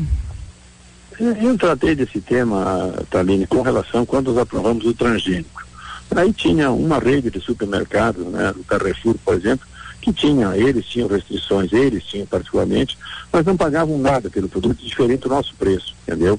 Você quer um produto livre de transgênico, mas não tinha diferença nenhuma do convencional. E nessas questões, sendo na mesa agora, nós vamos discutir, seguramente. Eles, vamos dizer assim, se tiverem interesse nessa agricultura, e nós também vamos discutir a nossa parte. É um mercado importante para nós, né? Então vamos discutir aquilo que possa, porque agora o que nós não podemos nesse momento entrarmos, vamos dizer assim, de peito aberto, como nós entramos com o Mercosul, e hoje estamos pagando a conta do Mercosul desde 91. O estado do Rio Grande do Sul foi o mais afetado com o Mercosul, Santa Catarina também e o Paraná também. Quer dizer, dessa forma nós não podemos entrar nessa negociação, e tudo isso será analisado. Eles veem o lado deles e nós vamos ver o nosso lado, sim, para que dê negócio. Da forma que está, nós não podemos enfrentá-lo. O senhor mencionou, senador, a questão de um certo exagero de países como a Noruega e a Alemanha, que são os países que majoritariamente, a Noruega com 95% e a Alemanha com 5%, financiam o fundo da Amazônia. O governo não tentou, na prática, alterar o destino desses recursos que originalmente, segundo o acordo, servem justamente para prevenir o desmatamento? Não é prevenir o desmatamento. Se isso ocorresse, Taline, já teria acabado. Quando não existe, o desmatamento não acabou. Já era Está muito ruim a ligação. A gente vai tentar. Senador, a gente vai ter que fazer de novo o contato, porque a ligação ficou muito ruim, a gente não está conseguindo entender. Esse tema, inclusive, vou comentar isso com o senador depois. Vai ser difícil aprovar esse acordo em países europeus, porque os agricultores europeus serão muito prejudicados. Eles estão sendo estimulados e mesmo induzidos a produzir sem certos pesticidas, o que torna muito mais caro. Eles vão perder. E como eles têm uma cultura de protesto, eles vão protestar. Pois é, mas e como é que fica a população europeia nisso, né, Juranir? Aí vamos ver, porque os agricultores, eu imagino assim, dia de votação, eles vão cercar completamente a Assembleia Nacional na França, o Parlamento Europeu, eles vão fazer. Senador Luiz Carlos Reis, vamos de novo, que a ligação tinha ficado muito ruim, está nos ouvindo bem? Sim, estou ouvindo. Perfeito. Agora, eu estava comentando com a Taline, mas o senhor pode completar a sua resposta para a Taline? Não, o seguinte, eu queria ver 300, 200, 300, 400 milhões de hectares que representam o bioma amazônico. Se o mundo se curvaria e não utilizaria essas terras, pagando uma miséria, pagando o que eles fazem, esse fundo Amazônia é $1 bilhão. 3 bilhões e 500 milhões de dólares até agora, senador. Não, 1 bilhão e pouco. 4 bilhões de reais. Senador, 3 bilhões e 500 milhões de dólares em 10 anos. Não, eu estou dizendo o fundo que existe nesse momento. Agora, deixa eu dizer o seguinte, você tem noção, Taline, tem noção de quanto que vale? Eu fiz um cálculo rápido outro dia, 300 milhões de hectares, se eu cultivasse soja. Eu não quero desmatar. Mas aí tem que desmatar, senador. Mas aí tem que desmatar para ocupar com soja toda essa área. Só para vocês terem um raciocínio, acompanhe o meu raciocínio, depois vocês falam. Eu estou no elevador. Veja o seguinte, esta área daria ao Brasil 70, 80 bilhões de dólares ano. Se alguém, o Taline tem um apartamento, vou te alugar, vou te pagar. O Juranir tem uma loja, quer me alugar, eu vou pagar, ok? Eu tenho uma terra, vou alugar, tem que pagar. O mundo desenvolvido, lê-se Europa, a América do Norte, todo mundo, eles querem utilizar a Amazônia como pulmão do mundo e não nos pagarmos nada. Pode ser 3 bilhões e meio, não interessa, sabe? Agora, só por ano, Eu te fiz um cálculo rápido, grosseiro, de um agricultor, que eu sou. Isso daria 70, 80 bilhões por ano, o ar puro que o mundo respira. Mas a que preço a longo prazo, senador? E não é só o mundo, né? Nós brasileiros também, né? Mas eu sei. A que preço a longo prazo, senador? Nós somos uma parte, nós somos 200 milhões de habitantes, só a China tem 1 bilhão e tantos milhões. Aí sim, mas... Pega a Índia, pega toda a Europa. Eu quero que eles paguem para nós. O senhor está fazendo só o cálculo financeiro do que poderia representar a Amazônia, mas e o impacto disso no meio ambiente a curto, médio e longo prazo, senador? Eu sei, mas aquilo é um patrimônio do Brasil. Aquilo é um patrimônio do Brasil. As florestas que nós temos lá, a água doce que nós temos lá, as reservas minerais que nós temos, aquilo é um patrimônio brasileiro que está intacto. Ali vão ONGs internacionais que dominam esse fundinho de 3 a 4 bilhões. Entendam isso? Eu não quero devastar, eu quero preservar. Agora eu quero que o mundo pague para o Brasil, que é nosso. Nós somos brasileiros, Taline, Juremir, Luiz Carlos, todos nós somos brasileiros e o mundo tem que nos pagar o justo valor para nós preservarmos. Eu queria ver se os Estados Unidos da América do Norte, se a Alemanha, se a Noruega tivesse uma área semelhante a essa. Eles devastaram as suas florestas, devastaram. Eu pego o início da humanidade e o Brasil é o único país que preservou. A Noruega não tem, a Alemanha não tem, a Itália não tem, a Europa não tem. Eu dou os dados do início da civilização, quanto que eles tinham lá e quanto que eles têm hoje. Que bom que mudaram de ideia, deputado. Como é? Que bom que as pessoas mudam de ideia, se devastaram antes e querem preservar agora. Bom, mas preservar... Bom para as futuras gerações, para os seus netos, para o meu filho. Por que eles não preservam o deles? Por que eles não preservaram o deles? Entendeu? Mas o senhor acha que esse é um ponto que deve ser considerado bom, já que vocês não preservaram o de vocês, nós também não precisamos preservar o nosso, desde que vocês não paguem um bom valor pela nossa preservação? Eu vou fazer um debate, já tenho uma audiência marcada na Comissão de Agricultura, na Comissão de Meio Ambiente, na Comissão de Economia do Senado Federal. Eu vou debater esse tema abertamente.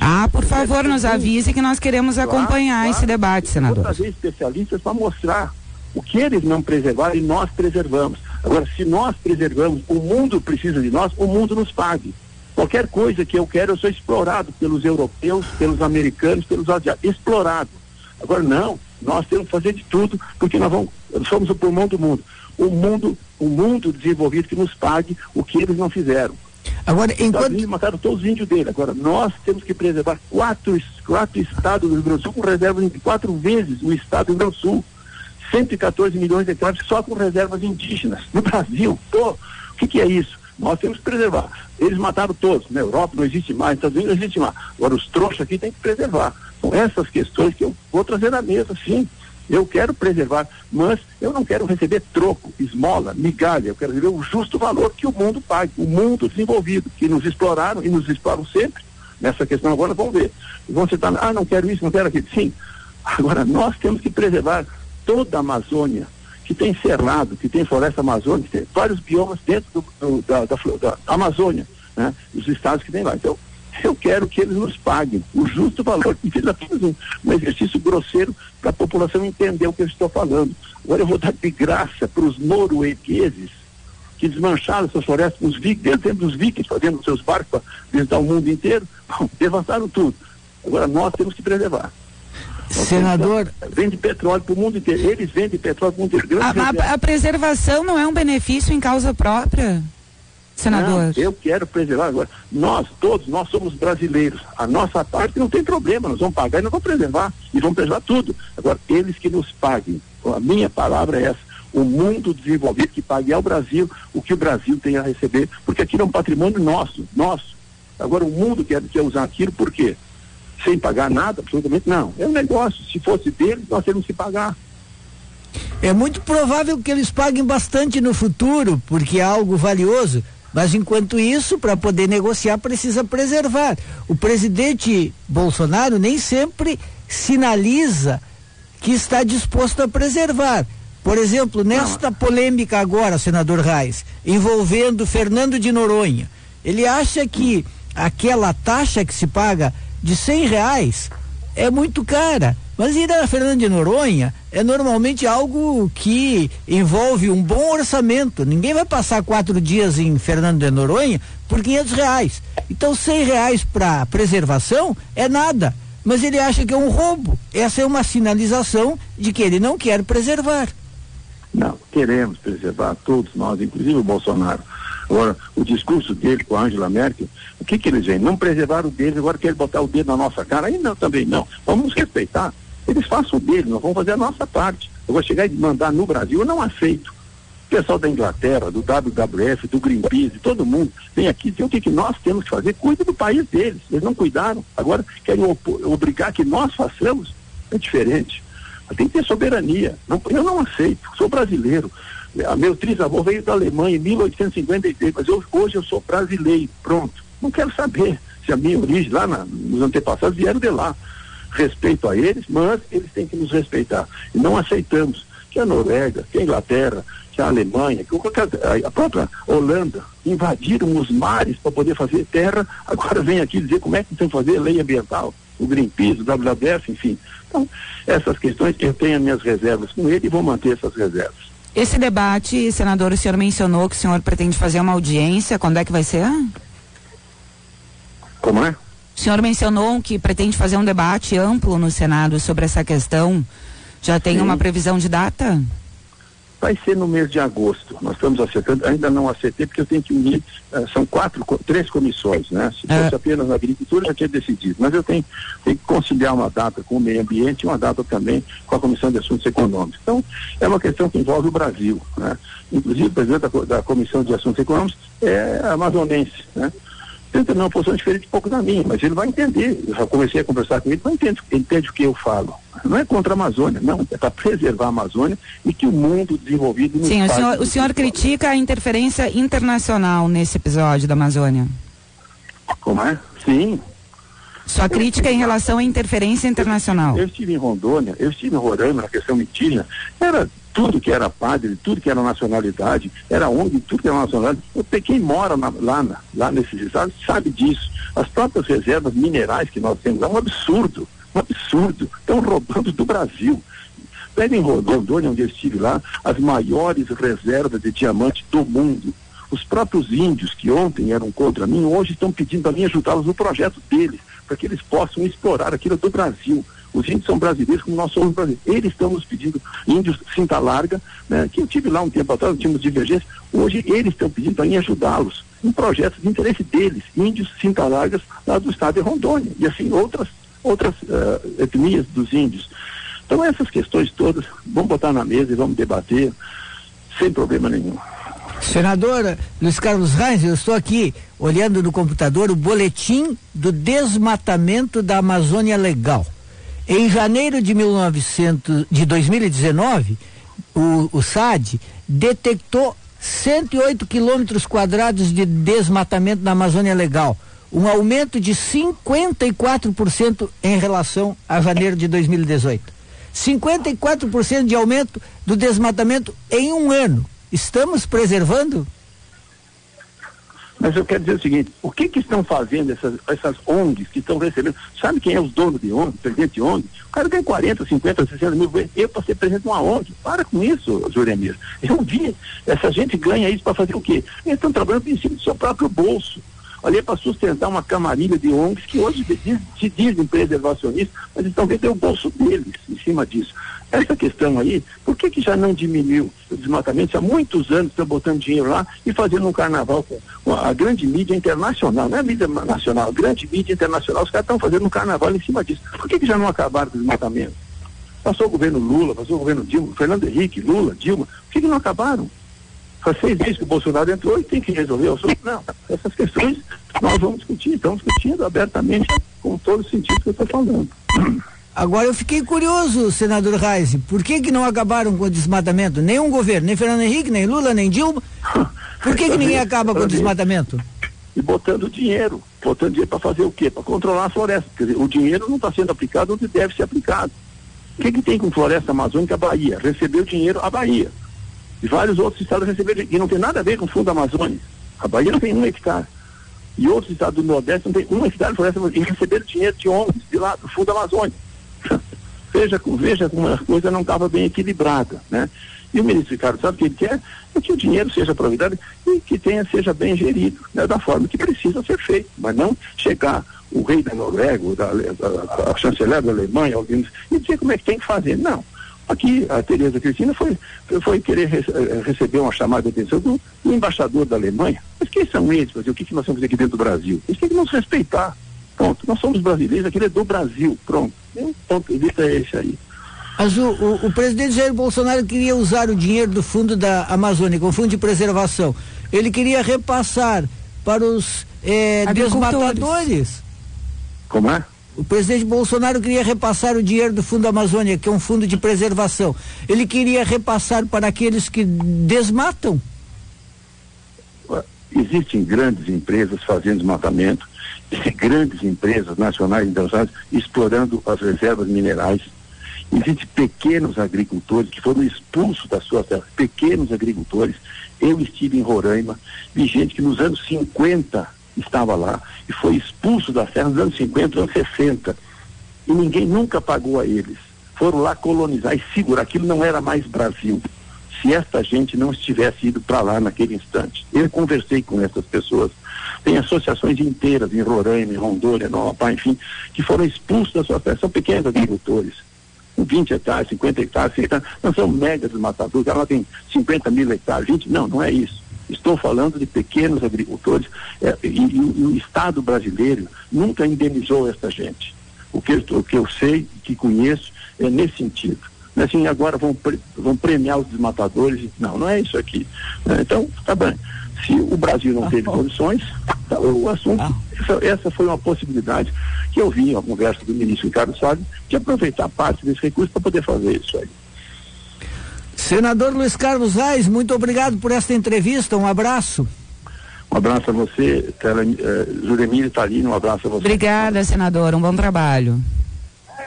Vamos fazer mais um intervalo comercial, ouvindo quem é que nós prevíamos, Gonzaguinha. Já voltamos.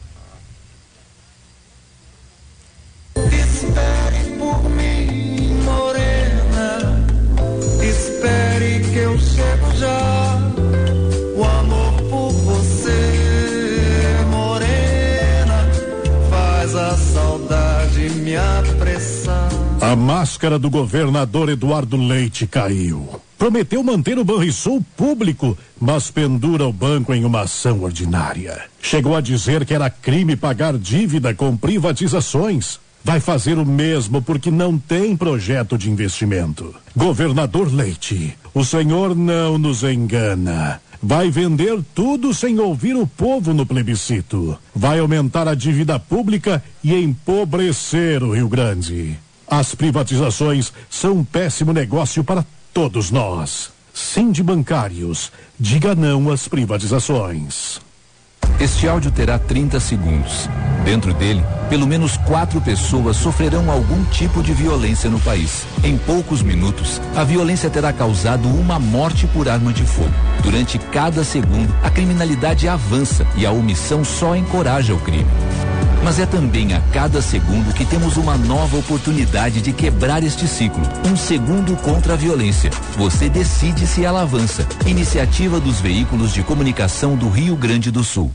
Há 20 anos no ar, 24 horas por dia, nos 7 dias da semana, a Unier conta com mais de 24 mil horas voo e já realizou mais de 11 mil remoções. Apta a operar em todo o Brasil, América do Sul, América Central e Caribe, trabalha com as aeronaves mais seguras da sua categoria. Para transporte aeromédico e táxi aéreo, chame a Unier. 0800 519 519. Unier, voando para cuidar de você. A cobrança de créditos tributários cresceu muito em 2018. Com isso, a arrecadação de ICMS superou o valor real do ano anterior, ultrapassando em 2,73% o crescimento do PIB gaúcho estimado para 2018.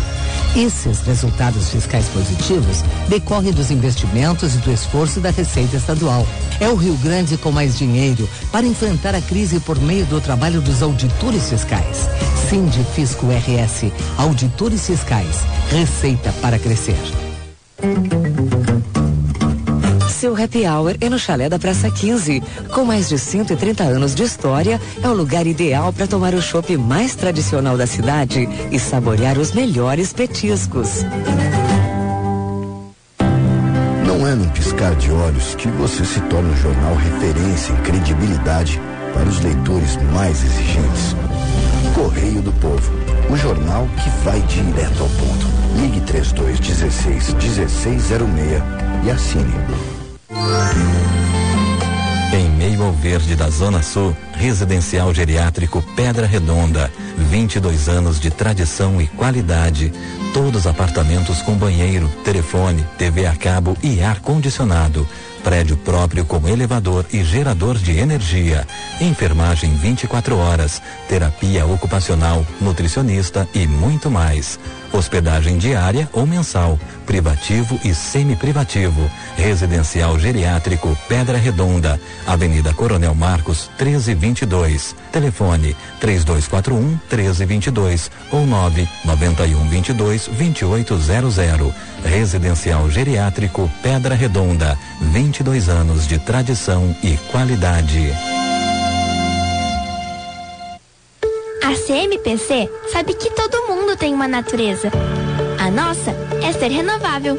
É da nossa natureza conviver com as comunidades dos 62 municípios no Rio Grande do Sul, participando do desenvolvimento social, cultural e econômico, através de iniciativas que geram valor compartilhado e renovam a esperança de um futuro melhor.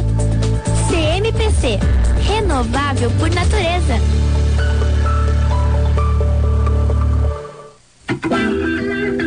É a sua chance de antecipar seu Fiat Zero. Não perca esta oportunidade e confira condições imperdíveis em ofertas.fiat.com.br. No trânsito, dê sentido à vida.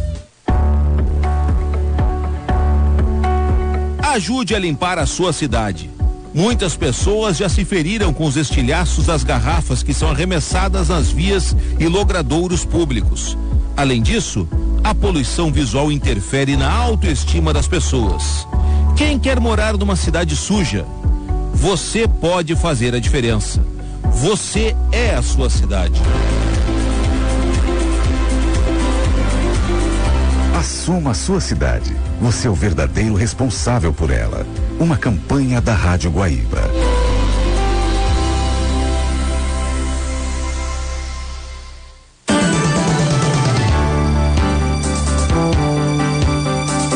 Estamos apresentando Esfera Pública.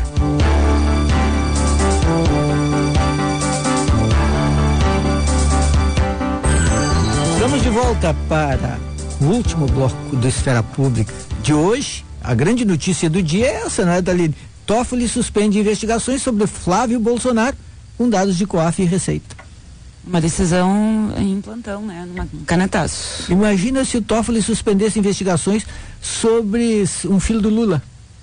Toffoli não era petista? É um dos temas mais comentados do dia. É incrível até isso. Agora. O petista agora é o ídolo da direita. Na linha conosco, cientista político Aldo Fornazieri. Boa tarde. Boa tarde, Juribê. Como interpretar essa decisão do ministro Toffoli de suspender as investigações sobre Flávio Bolsonaro?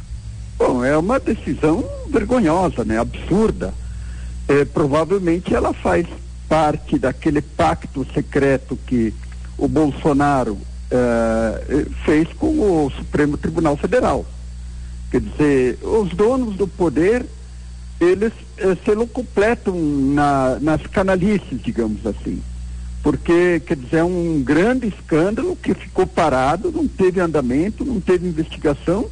Quer dizer, e aí, de repente, o presidente do Supremo Tribunal Federal simplesmente suspende as investigações. Eu acho que isso demonstra toda a parcialidade do judiciário, inclusive do Supremo Tribunal Federal, toda a leniência que o Supremo teve com a própria Operação Lava Jato, né?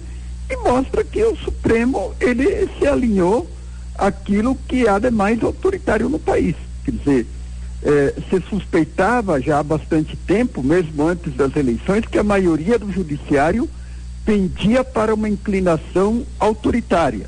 E parece que a sucessão dos fatos confirmam essa tese. O Queiroz agora está liberado, não precisa nem aparecer mais. Ele já não aparecia, agora ele pode aparecer.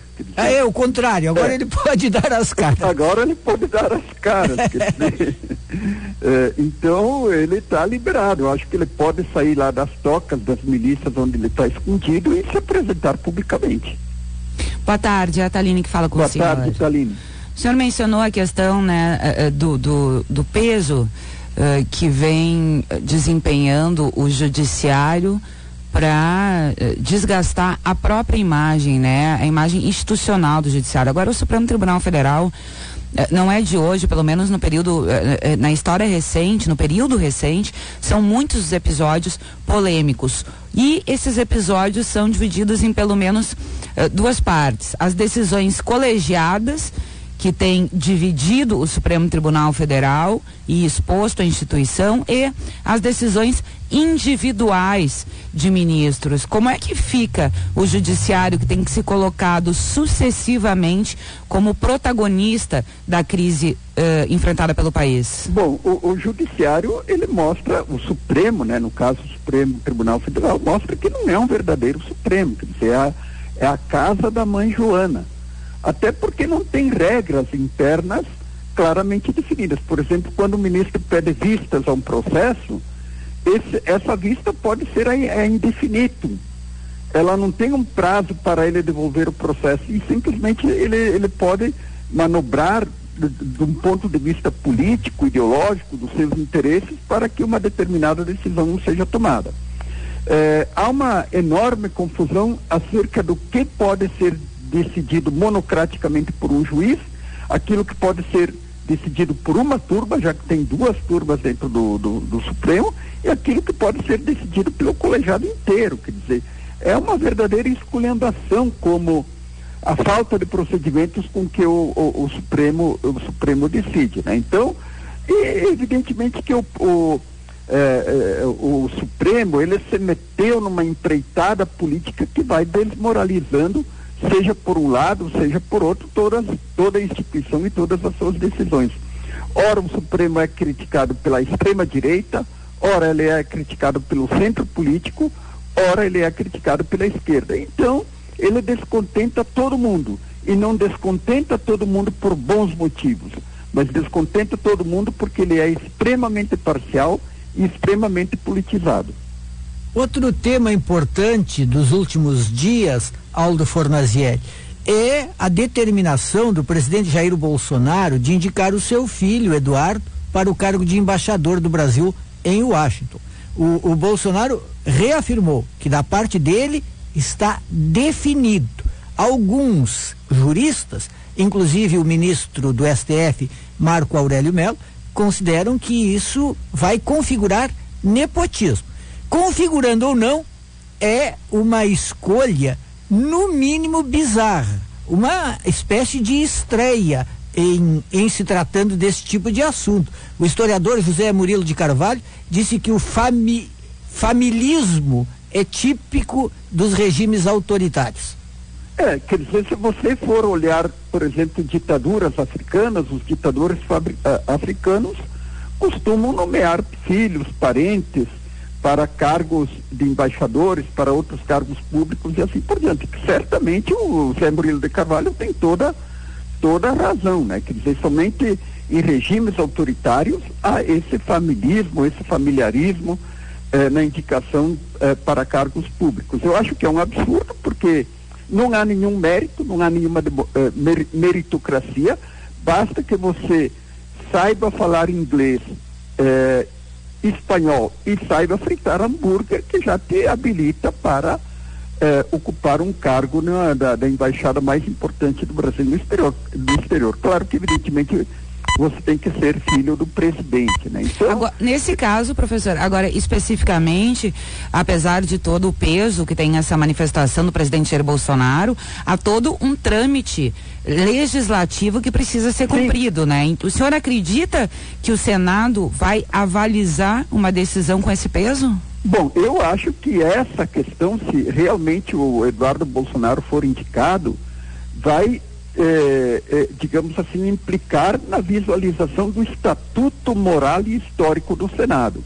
Quer dizer, o Senado tem caráter moral para se contrapor a uma decisão absurda dessa, a uma decisão que destrói as instituições, que destrói o próprio Itamaraty, que é tido no mundo inteiro como um órgão de excelência. A própria indicação do Ernesto Araújo como ministro das Relações Exteriores foi um ataque ao Itamaraty. Quer dizer, o Itamaraty é um órgão do Estado, não é de governo, né? Ele é permanente e está sendo destruído pela insanidade de um presidente que acha que é dono do Brasil, que acha que pode brincar com as instituições.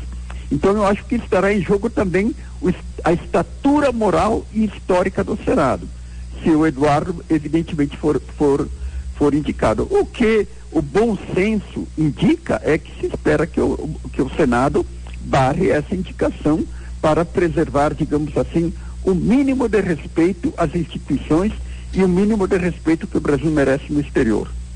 Ontem ficamos sabendo, Aldo Fornazieri, que o governo cortou verbas do ensino básico, sendo que o ensino básico era considerado pelo próprio governo como prioridade. Vários programas foram atingidos.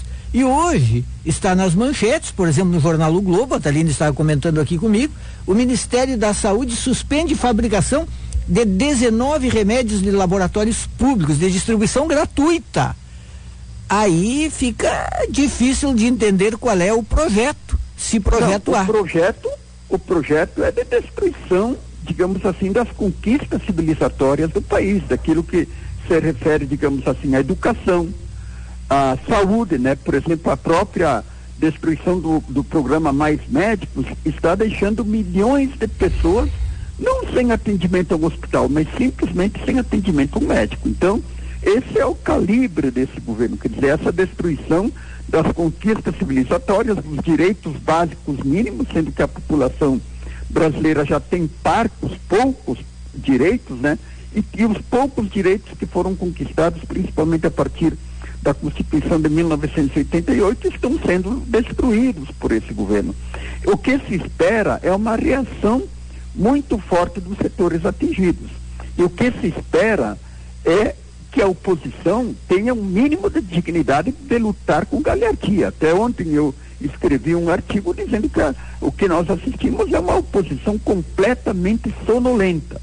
E quando a oposição está sonolenta e não age, ela é conivente com essa destruição, porque, quer dizer, essa oposição, ela não produziu nenhum ato significativo, ela não produziu nenhum fato a rigor, quer dizer, ela foi extremamente derrotada na reforma da Previdência, na Câmara dos Deputados teve um placar muito elástico, e na sociedade, quer dizer, isso é incrível, porque qualquer país que faça uma reforma da Previdência, ele sofre duras contestações nas ruas por parte da população.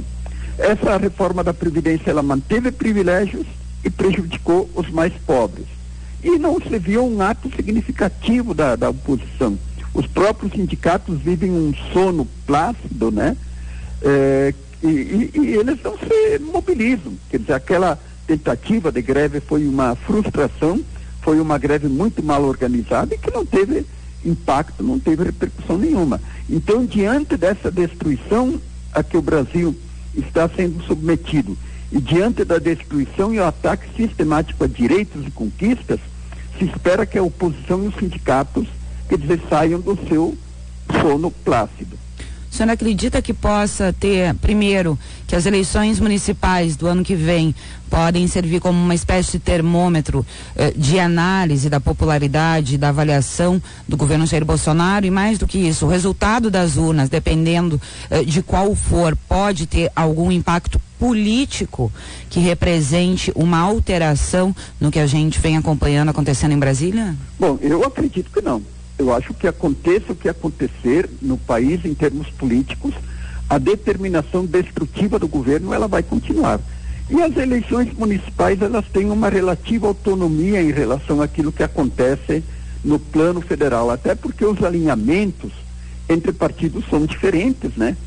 Eu acho que, inclusive ali, a oposição no centro-sul do país, ela deve colher uma derrota muito significativa e não vai refletir o humor da opinião pública em relação ao governo. O governo, ele vem perdendo popularidade, né? Quer dizer, agora está em torno de 30% positivo, 30% negativo e 30% de regular. Meio a meio, quer dizer, uma visão tripartite sobre o governo, mas o fato é que ele tem a pior avaliação de um presidente no início do mandato desde a redemocratização, né?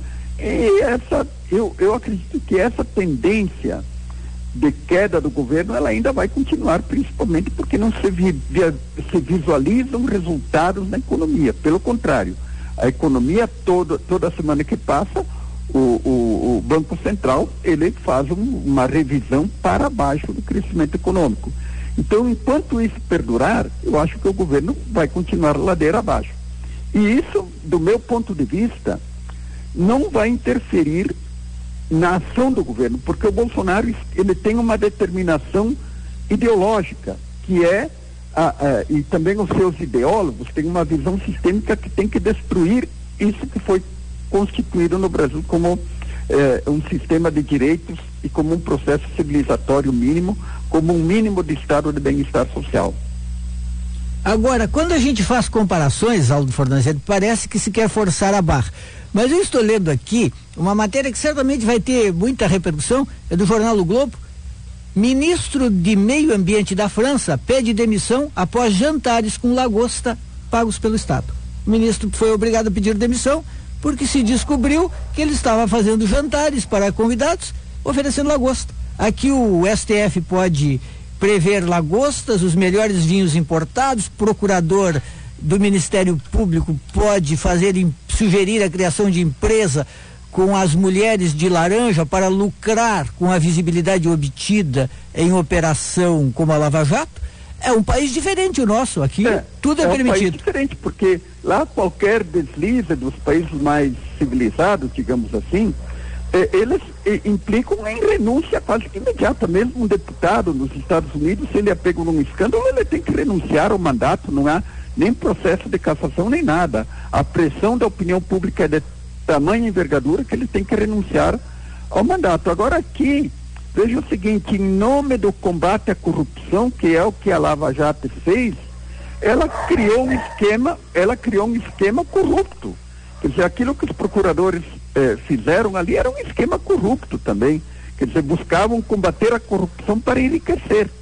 Quer dizer, é uma corrupção de princípios, é uma corrupção moral e é uma corrupção de fato do tipo monetário. Então, no Brasil tudo é permitido. Em nome do combate ao crime se cometem crimes. Então, um país como esse, é o que eu venho dizendo há bastante tempo, não tem futuro. Quer dizer, você muda radicalmente esse viés permissivo que o Brasil tem e se fazem reformas profundas, inclusive é preciso uma reforma moral da sociedade, ou esse país não tem futuro. Qual é a perspectiva de curto prazo na sua avaliação? A perspectiva de curto prazo é que nós continuemos, digamos assim, nesse processo destrutivo do país. Eu não vejo que a oposição tenha capacidade de reagir e de se opor a isso. Então, enquanto isso perdurar, quer dizer, qual que é a alternativa que está se construindo em relação ao governo Bolsonaro? Não é uma alternativa da oposição, é uma alternativa de centro-direita, que se articula hoje em torno do Rodrigo Maia e que vai tentar, essa alternativa de centro-direita, ela é ambivalente, porque por um lado ela tenta conter o Bolsonaro e por outro lado lhe dá uma mão ajudando, puxando do fundo do poço. Então esse é o processo que está em curso no Brasil. Não há uma alternativa de progressista, democrática, e a centro-direita, então, ela vai ocupando um espaço que talvez pudesse ser ocupado por uma força progressista, que desapareceu. Quer dizer, onde é que você enxerga os líderes da oposição? Não tem líder. Então, enquanto num processo como esse, se não houver uma oposição forte, e no Brasil não há uma oposição forte, definitivamente, não há uma oposição forte, então esse processo destrutivo ele vai continuar. O que pode emergir, digamos assim, são movimentos sociais. Por exemplo, esse ataque sistemático que o governo faz à educação pode reacender, digamos assim, uma luta em torno das universidades, da juventude e assim por diante. Mas outra área, por exemplo, na área do meio ambiente, há um processo destrutivo e não se vê reação. O ex-presidente Fernando Henrique Cardoso já sinalizou que quer apostar nesse bloco de centro-direita liderado por Rodrigo Maia. Analisando o processo de reforma da Previdência, ele disse que a figura que sobressai mostrando equilíbrio em meio ao caos é o Rodrigo Maia. Em certo sentido é verdade, porque ele se mostrou como o grande articulador. E embora, digamos assim, em certo sentido, ele tente criar uma barragem ali ao Bolsonaro, ao mesmo tempo o Bolsonaro nomeou o general do processo da reforma da Previdência. Então é preciso perceber que o Rodrigo Maia se move nessa ambiguidade. Ele se move no vácuo deixado pela oposição e na ambiguidade de tentar impor um limite ao Bolsonaro e, por outro lado, dar-lhe uma mão principalmente nas questões do programa econômico, né, que é um programa, uma visão bastante parecida. Ele se desalinhou com o Guedes, com o ministro da Economia, por conta de problemas de relacionamento, mas não porque eles tenham um programa divergente. O Rodrigo Maia tem uma visão ultraliberal na economia e talvez uma visão mais social do que o Bolsonaro e do que o Paulo Guedes na questão da sociedade, dos direitos e assim por diante. Então, é esse jogo que é preciso ser compreendido. Aldo Fornazieri, muito obrigado por mais esta boa conversa. Um abraço. Eu que agradeço. Eu fico imaginando, Taline, na França, olha só, esse ministro caiu porque ele foi criticado por uma reforma do apartamento e por oferecer jantares com dinheiro público em situações que passariam por jantares públicos, de interesse público. E caiu. Imagina o que aconteceria depois de todos os vazamentos do Intercept com os envolvidos. Será que eles ficariam no caso? Nós tivemos a polêmica da lagosta aqui no Brasil, do Supremo, a lista de compras do Supremo Tribunal Federal. Que foi aprovada. Pode continuar. Foi derrubada pela Justiça e depois voltou. Pode comprar os melhores vinhos, pode comprar lagosta, pode se banquetear, está liberado. Agora aqui na França, o ministro já dançou, lagosta não. Essa é a diferença. A população tem um papel essencial e estratégico nisso, né, Jair? Lá a conscientização. Lá eles proíbem pesticidas. E mais do que isso, a cobrança, né? Acontece de uma forma bem mais efetiva. Eles proíbem pesticidas e induzem a produzir de maneira limpa. Aqui não. Aqui está liberado. Esse é o país do liberou geral. E aí, nesse sentido, eu fico me perguntando, vou ler depois que eu sair daqui, os argumentos do Toffoli para interromper a investigação. Deve ser, como a gente diz no futebol, perigo de gol. É para evitar o perigo de que descubram alguma coisa. Então melhor interromper. Porque era só deixar investigar. Se não tem nada, não tem nada. E se tem que punir. Mas aí o ministro do STF, não, melhor não investigar. Vá que descubram alguma coisa. Eu acho que hoje é o primeiro ou segundo dia do plantão, né? Plantão serve para isso. Plantonista é perigo. Nossa senhora. Final do programa, tá ali. Esfera Pública fica por aqui no oferecimento Unimed, cuidar de você, esse é o plano. CEPER Sindicato, a força da escola pública em nossas mãos. A Durg Sindical, em defesa dos institutos federais e das universidades públicas. Sindibancários, diga não à reforma da Previdência. E Sindifisco RS, auditor fiscal, menos sonegação, mais receita para a sociedade gaúcha. Vem aí o Guaíba Notícias e depois Samantha Klein e Gutierrez Sanches com o Guaíba News. Até amanhã.